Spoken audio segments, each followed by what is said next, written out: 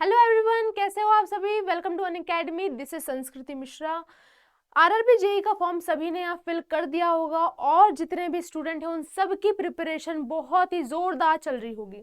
लेकिन यहाँ पर सबको एक प्रॉब्लम आती है, जितने भी स्टूडेंट है, कि हमारे यहाँ पे सीबीटी 1 की जो कि एक नॉन टेक्निकल एग्जाम है, हम उसमें कैसे मैक्सिमम नंबर स्कोर कर सकते हैं। क्योंकि जब हम सीबीटी 1 की प्रिपरेशन करते हैं तब क्या होता है कि हम प्रिपरेशन तो बहुत करते हैं लेकिन फिर भी हमारे स्कोर कम आते हैं। इसीलिए आज हम ये पूरा डिटेल में एनालाइज करेंगे कि हम कैसे मैक्सिमम नंबर स्कोर कर सकते हैं। तो यहाँ अगर मैं सबसे पहले बात करूं कि यहाँ पे प्रोसेस क्या होता है, यहाँ सिलेक्शन प्रोसेस में सीबीटी 1 होता है और सीबीटी 2 होता है। अब सीबीटी 1 की अगर मैं बात करूं वो होता है प्रॉपर नॉन टेक्निकल एग्जाम, और अगर मैं सीबीटी 2 की बात करूं तो वो होती है टेक्निकल भी आता है, उसके के साथ वहाँ पे नॉन टेक्निकल भी आता है। आपको यहाँ पर जो बच्चे बहुत सारे यहाँ पे गलतियां करते हैं, सबसे बड़ी गलती करते हैं कि वो जब सीबीटी 1 की प्रिपरेशन करते हैं तो ये भूल जाते हैं कि यहाँ पे सीबीटी 2 भी है। तो आपको इस यहाँ पर ये करना है कि जब आप सीबीटी 1 जो रहेगा उसके साथ में आपको साइमल्टेनियसली आपको सीबीटी 2 की भी प्रिपरेशन करनी होगी। अब यहाँ बच्चे एक और चीज़ें प्रॉब्लम कर देते हैं कि मैम होता क्या है कि जब हम सीबीटी 1 की एग्जाम की प्रिपरेशन करते हैं तब उसमें हम सीबीटी 2 भी पढ़ना पड़ता है और उसके चक्कर में हम सीबीटी 1 को साइड रख देते हैं, स्किप कर देते हैं। ये गलती आपको नहीं करना है। आपका मेन फोकस होना चाहिए कि मेरा सीबीटी 1 पर मुझे पूरी तरीके से प्रिपरेशन करनी है। लेकिन होता क्या है, यहाँ पे सीबीटी 2 में आपको सिर्फ बेसिक्स पढ़ना रहते हैं। यहाँ पर स्टूडेंट गलती ये करते हैं कि वो उनको स्ट्रक्चर पता नहीं है कि कैसे क्वेश्चंस पूछे जाते हैं, तो वो वहाँ पर तैयारी करते हैं। जो भी टेक्निकल क्वेश्चंस जो भी टेक्निकल सब्जेक्ट्स आते हैं वो ऐसी तैयारी करते हैं जैसे वो गेट के एग्जाम की तैयारी कर रहे हैं। यहाँ पर गेट एग्जाम और आरआरबी जेई एग्जाम में बहुत डिफरेंस है। तो आपको यहाँ पर ये समझना है कि यहाँ पर आरआरबी जेई में यहाँ पर बेसिक्स पूछे जाते हैं, तो उस पर हमें फोकस करना है। तो यहाँ पर आपने सीबीटी 1 की प्रिपरेशन कर ली, उसी के साथ में आप सीबीटी 2 की भी प्रिपरेशन करोगे। फिर यहाँ पर अगर मैं बात करूं एग्जाम पैटर्न की, यहाँ देखिए सबसे पहला जो हमारा रहता है वो मैथमेटिक्स है। अब मैथमेटिक्स आप यहाँ देखिए नंबर ऑफ द क्वेश्चंस कितने हैं, 30 क्वेश्चन है। मार्क्स कितने हैं, 30 मार्क्स का है। यहाँ पर आप सबसे ज्यादा स्कोर कर सकते हो। क्यों कर सकते हो? क्योंकि आपने यहाँ पर 10th का पढ़ा है, 11th का पढ़ा है, 12th का पढ़ा है, तो आपको एक बस ब्रशअप करना है जो भी कॉन्सेप्ट पढ़े हैं। तो आपको यहाँ पर टारगेट लेकर चलना है कि यहाँ पर आपके जो मार्क्स आने चाहिए वो आने चाहिए यहाँ पर 28। ठीक है, इतने आपका टारगेट होना चाहिए। ठीक है, अगर फिर मैं बात करूं यहाँ पर जनरल इंटेलिजेंस एंड रीजनिंग की, यहाँ पर कितने मार्क्स का कितने क्वेश्चंस आते हैं, 25 क्वेश्चंस आते हैं और 25 मार्क्स का यहाँ पर रीजनिंग आता है।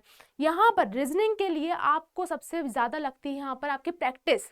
अगर आपने प्रैक्टिस नहीं करी आपके यहाँ पर रीजनिंग नहीं हो पाएगी, तो आपको ये ज्यादा समझना इंपॉर्टेंट है। तो यहाँ पर रीजनिंग के लिए अगर मैं आपको बोलूँ तो यहाँ पर आप जितना हो सके आपकी रिवीजन पे ध्यान दीजिएगा। ठीक है, फिर अगर मैं बोलूँ जनरल अवेयरनेस, अब जनरल अवेयरनेस आप देखोगे यहाँ पर क्वेश्चंस आते हैं 15, उसके बाद यहाँ पे मार्क्स आते हैं यहाँ पे वो भी 15। अब यहाँ जनरल अवेयरनेस को मैं इसीलिए बोलना चाहती हूँ क्योंकि ये एक ऐसा सब्जेक्ट है जहाँ पर आपको बहुत डेप्थ में पढ़ना पड़ता है, बहुत ज्यादा इसमें थ्योरी रहती है। तो आपको यहाँ पे याद रखने में प्रॉब्लम आएगी अगर आप यहाँ बहुत पहले से जनरल अवेयरनेस को स्टार्ट कर दोगे। यहाँ पर आपको क्या करना है कि पहले मैथ्स पे ध्यान देना है, रीजनिंग आपको यहाँ पे रूटीन बनाकर चलना है कि मुझे डेली यहाँ पे प्रैक्टिस करनी है, क्योंकि अगर आपने प्रैक्टिस नहीं रखी आपके यहाँ पर नंबर आप नहीं आ पाएंगे। ठीक है, अगर मैं जनरल अवेयरनेस की बात करूं तो आपको यहाँ ध्यान रखना है कि एग्जाम के 2 से 3 महीने पहले आपको यहाँ पे जनरल अवेयरनेस का स्टार्ट करना है। आपको यहाँ पर क्या करना है, तब से आपको यहाँ पर अपना कंटेंट, आपको अपना जो भी सिलेबस है उस पर आपको पढ़ना है। ठीक है, क्योंकि आप तब अगर स्टार्ट करोगे तो आपके दिमाग में वो चीजें याद रखोगे। ठीक है, तो आपको ये चीज करनी। फिर आता है हमारा जनरल साइंस। अब जनरल साइंस 30 मार्क्स का रहता है और वो वहां पर क्वेश्चंस भी 30 आते हैं। अब यहाँ जब भी आप जनरल साइंस की बात करो, फिजिक्स आएगा, केमिस्ट्री आएगा और बायोलॉजी आएगा। अब फिजिक्स, केमिस्ट्री, बायोलॉजी कोई आईआईटी जेईई के लेवल तक के हमारे क्वेश्चंस नहीं पूछे जाते, बहुत बेसिक्स क्वेश्चंस पूछे जाते हैं। तो आपको यहाँ पर ये चीजों का ध्यान देना है। ठीक है, अब हम ये बात करेंगे कि अब कौन से ऐसे टॉपिक्स है जो हमें स्किप नहीं करना है, जिससे कि हमारे मैक्सिमम नंबर अगर हम स्कोर कर पा रहे हैं तो और उसको बेटर कर सकते हैं। ठीक है, तो पहला आता है यहाँ पर मैथमेटिक्स। अब मैथमेटिक्स में आप देख सकते हो कि हमारे यहाँ पे नंबर सिस्टम है, डेसिमल से, फ्रैक्शन से, एलसीएम एंड एचसीएफ है, रेशियो एंड प्रोपोर्शन है, टाइम एंड वर्क है, स्पीड एंड डिस्टेंस है, बहुत सारे यहाँ पर आपको और ऐसे आपको यहाँ पर टॉपिक्स दिख रहे होंगे जो कि हर एक एप्टीट्यूड में पूछा जाता है। बहुत हमने 10th 11th तक के सारे कॉन्सेप्ट हमने करे हुए, ट्रिग्नोमेट्री आती है, ठीक है। तो यहाँ पर अगर मैं इंपॉर्टेंट की बात करूँ, इंपॉर्टेंट टॉपिक की, सबसे इंपॉर्टेंट यहाँ पर होता है परसेंटेज। आपको परसेंटेज को कभी स्किप नहीं करना है। और जितने भी मैं यहाँ पर टॉपिक्स लेकर आई हूँ ये मैंने एनालाइज करा है प्रीवियस पेपर से कि हमारे आरआरबी जेई में किस टाइप के और कितने मोस्टली उस पर क्वेश्चंस आते हैं। तो यहाँ पर अगर मैं बात करूँ परसेंटेज में सबसे ज्यादा यहाँ पर वो कवर करते हैं मार्क्स, ठीक है। अगर मैं बात करूँ प्रॉफिट एंड लॉस, फिर हमारा आता है simple interest and compound interest, फिर यहाँ आता है एवरेज, और फिर आता है हमारा टाइम एंड वर्क। अब आपको ये ध्यान रखना है जितने भी मैंने अभी आपको टॉपिक्स बताए हैं ये आपको बिल्कुल भी स्किप नहीं करना है। लेकिन सिर्फ यही मतलब आपको यही भी नहीं करना है कि सिर्फ आप इन चीजों को ही पढ़ते रहो, आपको इसके साथ में जितने और भी कॉन्सेप्ट है उस पर भी ध्यान देना है। लेकिन बस इतना ध्यान रखना है कि इनको स्किप नहीं करना है। फिर अगर मैं बात करूं यहाँ पर जीआई एंड रीजनिंग की, अब आप यहाँ देखो यहाँ पर कुछ चीजें हैं, coding and decoding, similarities and differences, relationship, analytical, फिर रीजनिंग, फिर जंपिंग, वेन डायग्राम, पजल्स, ये जितनी चीजें हैं यहाँ पर आपको सिर्फ प्रैक्टिस लगती है।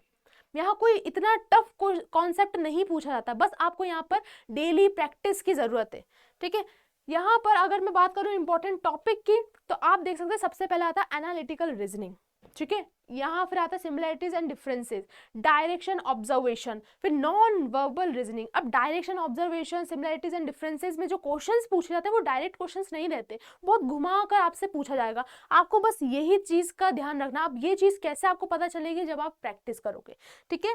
फिर अगर मैं बात करूं यहाँ पर देखो जनरल अवेयरनेस की बात करेंगे। जनरल अवेयरनेस में क्या रहता है, करंट इवेंट्स, आपके जो भी आपके करंट अफेयर्स में आता है, फिर आपके इंडियन लिटरेचर की बात करें, Indian polity, general scientific and technological की बात करें, सारे यहाँ पर पूरा उन्होंने जनरल अवेयरनेस में आते। अब आपको ये सारी चीजें क्या करना है, जितना आप जब आपके पास 2 से 3 महीने बचेंगे तब आप इन सब चीजों को याद रखें। लेकिन उसके साथ आपको ये चीज का ध्यान रखना है कि आपको डेली न्यूज़पेपर लगाना है, आपको वो पढ़ना है। जितना हो सके आप अपने व्हाट्सएप ग्रुप बनाइए, आप जो भी अपडेट आते हैं, करंट अपडेट आते हैं जो भी, उन सबको अपडेट रख के आप अपनी तैयारी करिए। अब आप यहाँ पर देखिए, इसमें अगर मैं इंपॉर्टेंट टॉपिक बोलूंगी तो पहला आता है करंट अफेयर। आरआरबी जेई का सबसे बड़ा, सबसे ज्यादा सबसे इंपॉर्टेंट जो टॉपिक होता है वो होता है करंट अफेयर्स। अब इसके लिए अनअकैडमी में करंट अफेयर डिकोडेड में आपको युवराज सर से आप पढ़ सकते हो, जहां पर वो रोज डीएनए में बताते हैं कि कैसे कौन से ऐसे टॉपिक्स आते हैं जो हमें पता होना चाहिए इन करंट अफेयर्स में, ठीक है। फिर मैं बात करूंगी यहाँ पॉलिटी की। यहाँ पॉलिटी भी बहुत ज्यादा इंपॉर्टेंट रहती है आरआरबी जेई के उससे। अगर मैं बात करूंगी हिस्ट्री की, तो हिस्ट्री भी आपको ये सारी चीजों को स्किप बिल्कुल नहीं करना है, ठीक है। आर्ट्स एंड कल्चर की, अब यहाँ पर देखिए कि सबसे आता है यहाँ पे जनरल साइंस। जनरल साइंस में क्या होता है, फिजिक्स, केमिस्ट्री एंड बायोलॉजी आता है। अब आप यहाँ देखोगे तो मार्क्स की बात करेंगे तो 10 से 12 मार्क्स का यहाँ पर आता है। लेकिन आपको क्या ध्यान रखना है कि यहाँ पर जो भी यहाँ पर सब्जेक्ट्स है वो आपके बहुत बेसिक्स कॉन्सेप्ट कवर करते हैं, तो आप यहाँ पर बहुत ज्यादा मैक्सिमम कवर कर सकते हो, जिसमें कि आपके यहाँ पर 8 to 9 मार्क्स आपको यहाँ पर कवर करना है, ये आपका टारगेट होना चाहिए, ठीक है। फिर हमारा केमिस्ट्री की बात आई, यहाँ पर 9 to 10 मार्क्स का आता है। अब 9 to 10 में आप यहाँ पर 6 to 8, बिकॉज यहाँ पर बहुत सारे बच्चे रहते हैं जिनको इशू आता है कि हम केमिस्ट्री इतनी नहीं अच्छी कर पाते, क्योंकि मैं भी उन बच्चों में से हूँ कि मेरी केमिस्ट्री में थोड़ी सी ये रहता है कि ये समझ नहीं आता है, तो आप यहाँ पर थोड़ा सा कम कर सकते हो। लेकिन आपको ज़्यादा क्या ध्यान रखना है कि बहुत बेसिक्स क्वेश्चन पूछते हैं और उसी पर मुझे ध्यान देना है, मुझे फालतू कुछ नहीं पढ़ना है, ओके। फिर अगर मैं बात करूं यहाँ पर बायोलॉजी की, बायोलॉजी में आता है हमारा 8 to 10 नंबर का। अब 8 to 10 नंबर में आपको ये ध्यान रखना है कि बहुत ही बेसिक्स क्वेश्चन पूछे जाते हैं बायो में भी, ठीक है। आपको कोई नेक्स्ट लेवल जितना या एमबीबीएस जितना या डॉक्टर जैसे पढ़ाई नहीं करनी है, यहाँ पर बायो को उतना डिटेल में नहीं पढ़ना है, आपको सिर्फ और सिर्फ बेसिक्स कवर करना है, राइट। तो यहाँ पर ये चीज़ों के लिए मैं बोलूँ तो यहाँ पर आपके 6 to 8 मार्क्स आपका यहाँ पर कवर होना चाहिए। फिर अगर मैं यहाँ नेक्स्ट बात करूँगी कि हमने ये सारी चीज़ें, हमने इंपॉर्टेंट टॉपिक देख लिया, हमने पैटर्न देख लिया, अब कुछ ऐसी चीज़ें रहती हैं आपको CBT 1 के लिए कि आपकी रैंक जब आप कोई सी तैयारी कर रहे हो तो उसमें प्रॉब्लम्स आती है, तो आपको उसका ध्यान रखना है। सबसे बड़ी प्रॉब्लम आती है, our first target is to compete with the student who are appearing in CBT 1. This means we must prepare well first for the CBT 1. अब बहुत सारे, मैंने आपको स्टार्टिंग में ये बताया है कि क्या रहता है कि वो प्रेशर रहता है कि CBT 1 है, CBT 2 भी है, उसके दोनों के साथ में प्रिपरेशन करनी, कैसे करेंगे। तो वो क्या करते हैं, CBT 2 की प्रिपरेशन बहुत अच्छे से करते हैं, लेकिन CBT 1 को इतना छोड़ देते हैं, वो इतना ध्यान नहीं दे पाते। तो आपको ये गलती नहीं करनी, क्योंकि क्या करते हैं, CBT 1 जो है वो एक आपका यहाँ पर रूट है, ठीक है। आपको जो भी नॉन टेक्निकल जितने भी आपके CBT 2 में भी पूछे जाते हैं वो आपका CBT 1 में कवर होगा। तो आपको यहाँ पर CBT 1 को टारगेट लेकर चलना है कि मुझे जितना हो सके आप रीजनिंग पर ध्यान दीजिए, प्रैक्टिस करिए, मैथ्स के जो कॉन्सेप्ट है, फॉर्मूला है, उसको एक शॉर्ट नोट बना कर रखिए, क्योंकि लास्ट में आपके ये सब चीज़ें बहुत काम आती है, ठीक है। फिर अगर मैं बात करूँ, from now onwards you only must prepare well for the CBT 2। अब इसका मतलब क्या है, CBT 2 की आपको ये नहीं करना है कि सिर्फ CBT 1 की प्रिपरेशन करते रहे तो उसमें आप चले गए। आपको ये थोड़ा सा माइंड में रखना होगा कि CBT 2 भी मुझे प्रिपेयर करना है, लेकिन मुझे फोकस मेरा CBT 1 पर रहेगा। अब CBT 2 में आप क्या कर सकते हो कि टेक्निकल आपको चीज़ें, आपका जो भी सब्जेक्ट्स होंगे उसमें जो भी बेसिक्स है आप धीरे धीरे उस चीज़ को कवर करिए, ठीक है। आपको इतना ही ध्यान देना है इसमें। अगर फिर मैं बोलूँ 1 month time you will get and that is the time only for the revision and the mock test. अब यहाँ पर आपको जो 1 महीने का टाइम मिलेगा, 2 महीने का टाइम मिलेगा, वहां पर आपको ये ध्यान देना है कि आपको वहां पे रिवीजन करना है। जितना ज्यादा रिवीजन होगा उतनी अच्छी आपकी रैंक होगी, ठीक है, उतने अच्छे आपके नंबर होंगे, ठीक है। यहाँ पर मॉक जितना हो सके, जब आपको लग जाए कि हाँ मेरा रीजनिंग हो गया है, हाँ मेरा मैथ्स हो गया है, आप तभी से स्टार्ट कर दीजिए आपके मॉक, आपके PYQ, आपका जितने भी टेस्ट हो रहे हैं, आप जितना हो सके उस चीज़ों में पार्टिसिपेट करिए, ठीक है। फिर अगर मैं बात करूँ, start studying the technical subjects from a very basic. यही चीज़ मैं बार बार स्टूडेंट्स को बोलती हूँ, आपको रिसर्च करनी पड़ेगी कि हमारे यहाँ पर हमारे जो सिलेबस है उसमें कैसा क्वेश्चंस पूछे जाते हैं, क्या उसका लेवल रहता है। वहाँ पर बच्चे जितने रहते हैं वो गेट के हिसाब से प्रिपेयर करते हैं, जबकि क्या होता है, गेट के हिसाब से प्रिपरेशन नहीं होती है। RRB JEE में बहुत बेसिक्स कॉन्सेप्ट पूछा था, आपको इसका ध्यान देना है। फिर अगर मैं बात करूँ, start studying current affair also, because current affair is the favourite part. RRB JEE का सबसे फेवरेट पार्ट ही करंट अफेयर्स होता है। आपको करंट अफेयर्स में जितना हो सके आप न्यूज़पेपर लगाइए, जितना हो सके आप अपडेट रहिए। फ़ोन्स में आप अपने ऐसे ग्रुप्स को ऐड करिए जहां पर आपको अपडेट डेली की मिलती होगी, ठीक है। तो बहुत सारे यूट्यूब चैनल्स भी रहते हैं। फिर यहाँ पर आप देख सकते हैं, practice the reasoning topic according to the PYQ of the RRB। यहाँ पर रीजनिंग पे जितना हो सके ध्यान दीजिएगा। अगर आप ये सोचोगे कि रीजनिंग को मैं बाद में करूँगा या फिर मैं उसको स्किप कर दूंगा थोड़े से ऐसे, फिर आपके जो जितने आप स्कोर करना चाहते हो वो बहुत ही कम हो जाएंगे। तो इसका चीज़ों का बहुत ध्यान रखिएगा, ठीक है। सो आई होप आपको ये सेशन अच्छा लगा हो। अगर अच्छा लगा हो तो लाइक करिएगा, शेयर करिएगा, सब्सक्राइब करे बिना प्लीज़ जाइएगा मत। मिलते हैं हम नेक्स्ट वीडियो में। Thank you.